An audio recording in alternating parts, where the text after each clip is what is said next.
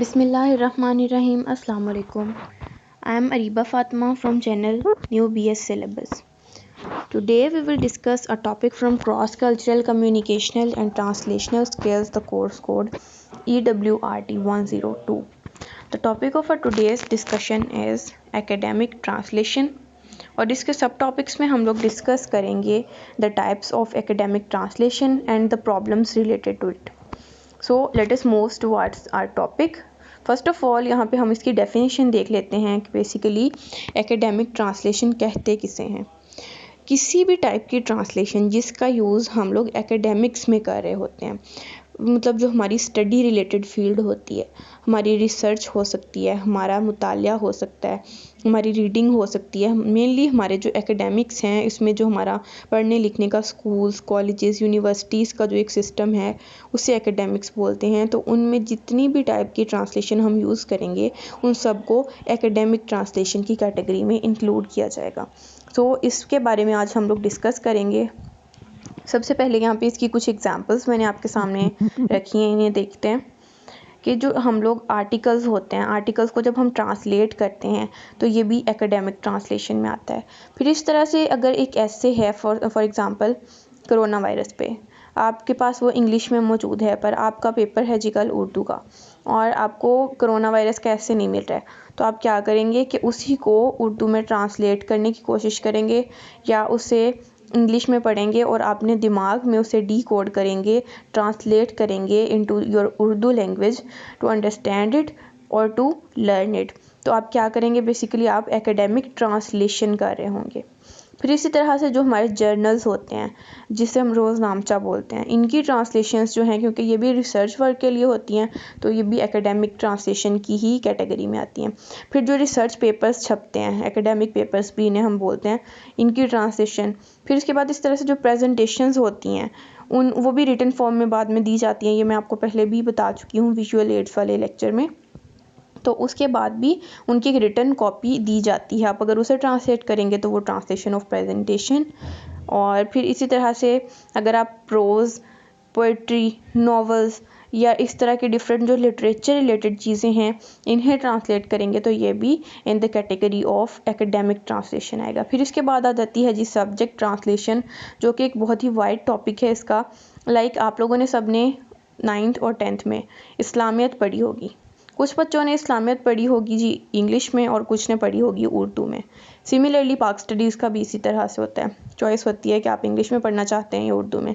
For example सबसे पहले वो उर्दू में लिखी गई इस्लामियत. इस्लामियत की बुक जब उर्दू में लिख ली गई तो कुछ बच्चों ने चूज़ किया या उनकी चॉइस थी कि उन्होंने उसे इंग्लिश में पढ़ना है. तो जब उसकी ट्रांसलेशन में एक book I in the English language, लेकिन बुक वही थी, कंटेंट उसका वही था, लेकिन सिर्फ ट्रांसलेटेड थी, उर्दू से इंग्लिश में उसे कन्वर्ट किया गया था. तो इस तरह की जो ट्रांसलेशन होती है उसे भी हम सब्जेक्ट ट्रांसलेशन बोलते हैं और वो एकेडमिक कैटेगरी में आती है, एकेडमिक ट्रांसलेशन की कैटेगरी में. फिर इसके बाद हम इसकी टाइप्स देख लेते हैं. बहुत ही ये एक इसका मेन फोकस वाला पॉइंट है, तो ध्यान से सुनिएगा. टाइप्स ऑफ एकेडमिक ट्रांसलेशन में बहुत ज़्यादा हैं. जितनी भी आप एकेडमिक्स में ट्रांसलेशंस यूज़ करेंगे, जितनी भी टाइप्स की, वो तमाम की तमाम जो हैं वो एकेडमिक ट्रांसलेशन की कैटेगरी में आएंगी. बट यहाँ पे हम जस्ट इन 4 को डिस्कस कर रहे हैं. So first of all we will discuss the abstract translation. आप लोगों ने सेकेंड ईयर में मिस्टर चिप्स पढ़ा होगा, द नॉवल. फिर कुछ बच्चों ने आइडियल ख़रीदी होगी या सनशाइन ख़रीदी होगी और उसके ऊपर आप लोगों ने उसकी एक समरी पढ़ी होगी, जो कि मेरे ख्याल से मुश्किल से वो हाफ पेज की थी या 1 पेज की थी. और जो मिस्टर चिप्स है वो टोटल 18 चैप्टर, यानी उसकी एक पूरी कॉम्प्रिहेंसिव बुक थी. उस बुक से जो निकाल के उसका सिर्फ जो एक मेन पॉइंट्स हैं उनको समराइज़ करने के बाद एक उसकी समरी उर्दू में लिखी गई, translated from the English language, जो कि सिर्फ 1 पेज की थी. तो यहाँ पे क्या हुआ कि जो ओरिजिनल उसकी लेंथ थी उसको रिड्यूस कर दिया गया, उसे कम कर दिया गया, और जो उसकी आउटपुट आई वो बहुत ही कम थी अगर उसे हम कंपेयर करें इनपुट के साथ, जो कि हमारी असल में चीज़ थी हमारे पास. तो अगर इस तरह की ट्रांसलेशन होगी तो हम उससे बोलेंगे कि ये एब्स्ट्रैक्ट ट्रांसलेशन है, where the output translation is always shorter than the input. Input यहाँ पे लिटरेचर या इनपुट समरी या कुछ भी. तो असल में ये कर क्या रही होती है, ये हमें एक समरी प्रोवाइड कर रही होती है, किसी भी चीज़ का एक ओवरव्यू दे रही होती है इन अ डिफरेंट लैंग्वेज, क्योंकि यहाँ पे हम ट्रांसलेशन का जिक्र कर रहे हैं। फिर इसी तरह से हम थीसिस ट्रांसलेशन को देख लेते हैं। थीसिस होती हैं जो कि आप बीएस की एंडिंग में या एमफिल में या पीएचडी में रिसर्च वर्क करते हैं, तो रिसर्च आप मतलब वहाँ पे आपकी सेपरेट रिसर्च नहीं होती, मोस्टली आपको और अपने फेलोज़ के साथ, पार्टनर्स के साथ मिलके रिसर्च करनी होती है किसी भी ख़ास टॉपिक या डोमेन पे जो आप चूज़ करते हैं बेसिकली। तो वहाँ पे फॉर एग्ज़ाम्पल आप अक्सर हमारे यहाँ से भी लोग जाते हैं, यूएस गए हैं रिसर्च के लिए या पीएचडी करने के लिए, और जो वहाँ पे आपको रिसर्च के लिए आपका जो फेलो या पार्टनर है, he is not of the Pakistani origin, या वो इंडियन या बांग्लादेशी होगा तब भी आपका काम चल जाएगा। लेकिन फॉर एग्ज़ाम्पल वो चाइनीज़ है या वो किसी और मतलब लैंग्वेज या किसी और एक लिंगुअल कॉन्टेक्स्ट से उसका ताल्लुक है, किसी और कल्चर से है उसका ताल्लुक, जिसकी बिल्कुल ही आपको लैंग्वेज वगैरह की समझ नहीं है।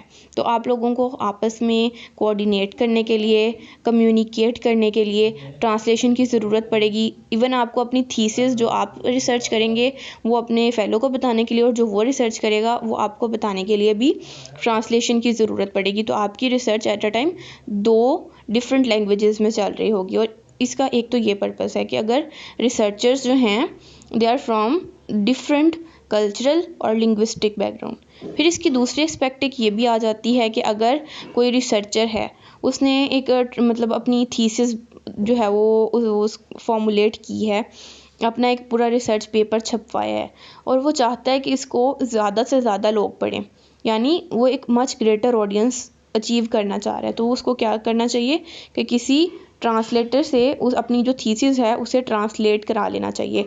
तो क्योंकि वो ट्रांसलेशन एक थीसिस की होगी जो कि एक रिसर्च वर्क है, ऑफ कोर्स वो एक एकेडमिक्स की कैटेगरी में आता है, तो वो एकेडमिक ट्रांसलेशन में आ जाएगा। फिर आ जाता है जी academic writing translation, to help the reader to understand the topic. यहाँ पे इसमें हम लोग जो एकेडमिक राइटिंग ट्रांसलेशन है बेसिकली, ये बहुत ही एक मेन कंसर्न, जैसे मैं पीछे बता के आई हूँ, जो subject translation, subject was Islamiyat and Pak studies there, तो इस तरह की जो ट्रांसलेशन है उसको हम एकेडमिक राइटिंग ट्रांसलेशन कहेंगे। यानी आपके पास इंग्लिश में जैसे इंग्लिश टू उर्दू पैराग्राफ्स होते हैं कन्वर्ट करने के लिए, हमारे नज़दीक ट्रांसलेशन सिर्फ वही है जो एक लैंग्वेज से दूसरी लैंग्वेज में कन्वर्ट कर दी जाती है ड्यूरिंग आर रीडिंग। क्योंकि हमारे बचपन से हमने यही पढ़ा हुआ है कि जो मतलब पैसेज होगा, इंग्लिश चैप्टर होगा, उसे हम जस्ट उर्दू में पैराग्राफ्स को कन्वर्ट कर देंगे।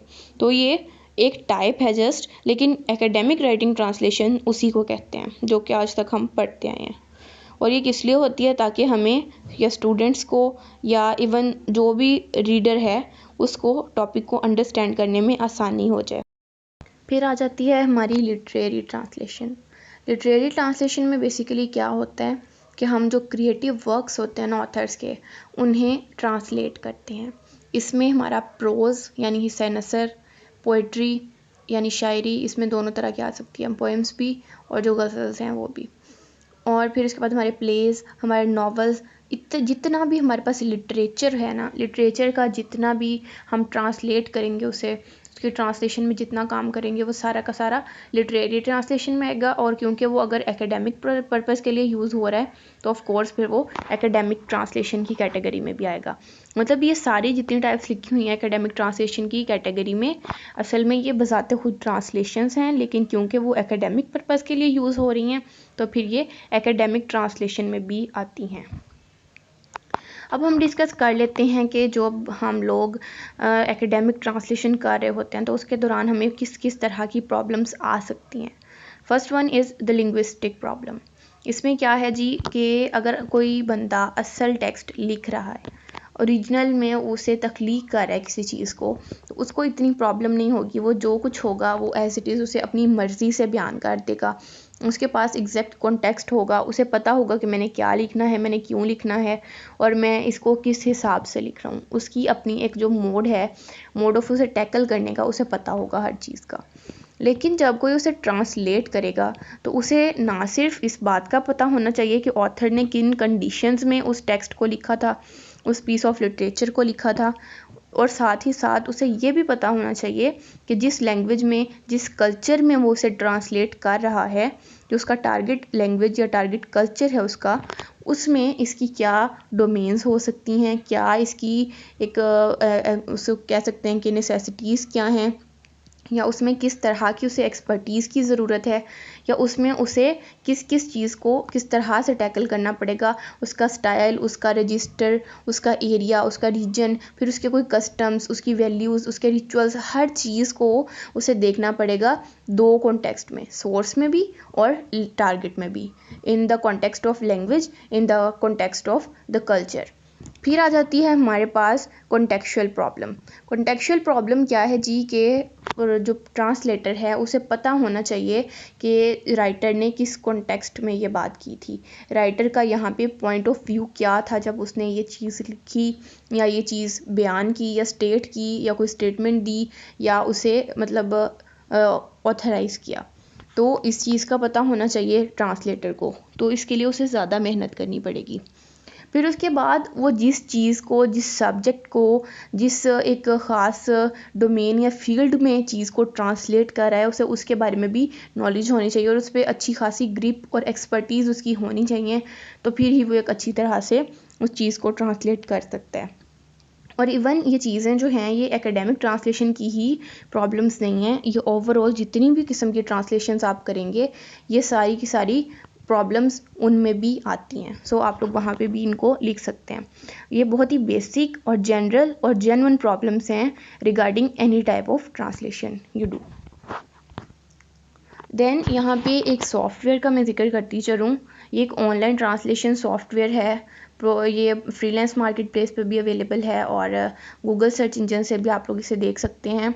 और ये मतलब इसमें पेएबल है, इसमें मतलब कुछ पैसे देने के बाद जो यूज़र्स हैं या जो आप एम्प्लॉयज़ होंगे वो अपनी पीस ऑफ टेक्स्ट को या अपनी किसी भी चीज़ को, इवन अपनी जो लैंग्वेज आप बोल रहे हैं या कुछ लिख रहे हैं, उसे डिफरेंट लैंग्वेजेस में ट्रांसलेट करवा सकते हैं। इसका नाम है जी प्रो ट्रांसलेट। और ये असल में क्या करता है, ये एक ट्रांसलेशन सर्विस प्रोवाइड करता है और एक ह्यूज प्लेटफॉर्म है। ये professional, fast, affordable translations provide करता है। मतलब पैसे होते हैं लेकिन मतलब बहुत ही अफोर्डेबल सी प्राइस होती है। किसी भी किस्म के डॉक्यूमेंट की या इवन किसी भी तरह की जो आपकी एकेडमिक्स हैं उनमें भी ये हेल्प आउट करता है। और ये ऑनलाइन है और इसका इंटरफेस काफ़ी इजी टू यूज़ है। तो इसकी एग्जांपल आप दे सकते हैं कि ड्यूरिंग एकेडमिक ट्रांसलेशन या during any type of translation we can use an online translation tool और an online translation software which is Protranslate. So I hope आप लोगों को आज के लेक्चर की समझ आ गई होगी। If you like my video please like it, share it with your friends and do subscribe to my channel. Till the next video, Allah Hafiz.